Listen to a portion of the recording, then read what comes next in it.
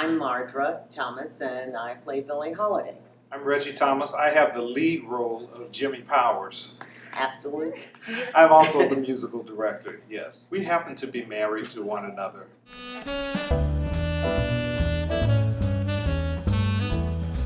Well, yes, we've done Lady Day at Emerson Bar and Grill before. We've done it a few times. And we've done it in different cities.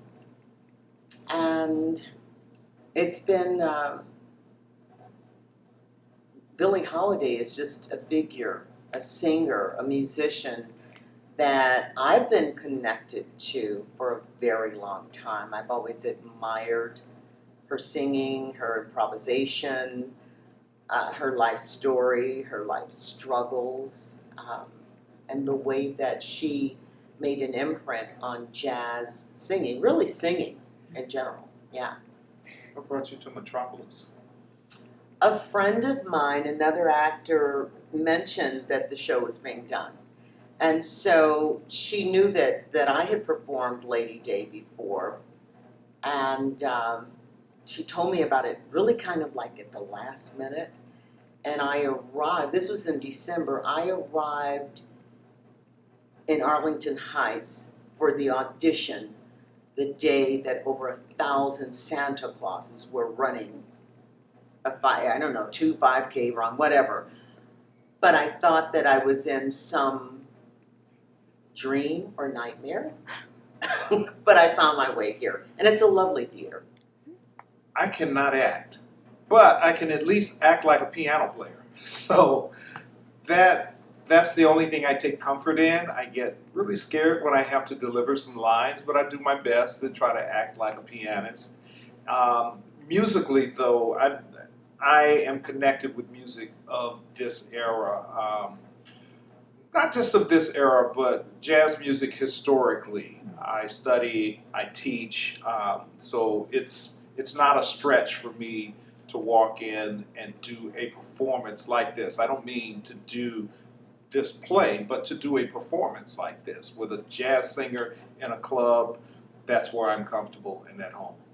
Performing this show it's performing jazz. Jazz changes every time you perform it, and it is affected by the audience. It's like any other theater experience. The audience brings a certain energy to it, you know. We have different directors, and you know, the scene designs are different. All of that will move things in a different way. Yeah. But also, as she was alluding to, the fact that it's jazz music means that I'm not playing like the book for this show. I'm playing these songs and wherever we happen to take them that night. Yeah. And it will be different each night when we perform it because of that. The Metropolis Theater is large. It's a large company with a lot of people. Mm. And I don't know that I'm accustomed to so many hands in the pot, you know, putting the recipe together. A great support. I don't know that I've had ever, and I've been with a lot of different companies, but.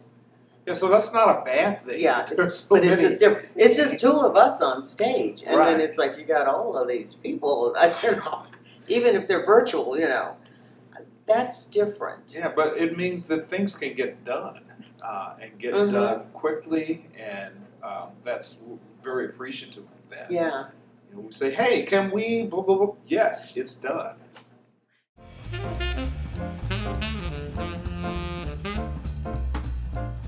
We dealt with a lot of different things over the last almost 2 years. We've been performing from our home, a studio from our home.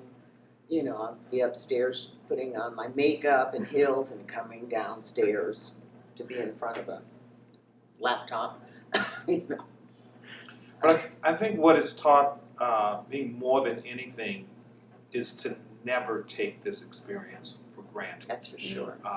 As a performer, but also for audiences, to never take these experiences for granted. You always feel, oh, it's running for a couple of weeks, I'll catch it next weekend. You never know what will happen. We have to get out and experience life, and all of its joys, all of its sorrows, all of its beauties whenever we get that opportunity. Yeah. And I just never want to take this for granted again. Anytime we're on the stage, anytime we're performing, whether it's 2 people or 200 people or 2,000 people, we want to perform like it's the last time we'll get to do it.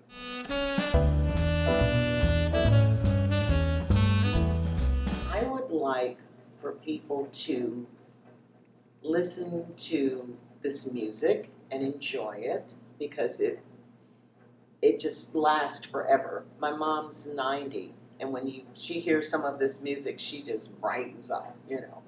So keep this music alive. I'd like people to do that and investigate the music.